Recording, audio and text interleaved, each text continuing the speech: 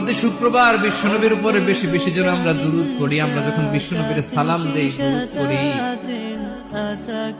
একদল স্পেশাল ফেরেশতা আছে যারা বিশ্বনবীর দুধটা নিয়ে সরাসরি বিশ্বনবীর রওজায় যায়, যে বলে অমুকের বেটা অমুক আপনারে সালাম দিয়েছে। বিশ্বনবী নিজ কবরের থেকে নিজেই সালামের উত্তর দেয়।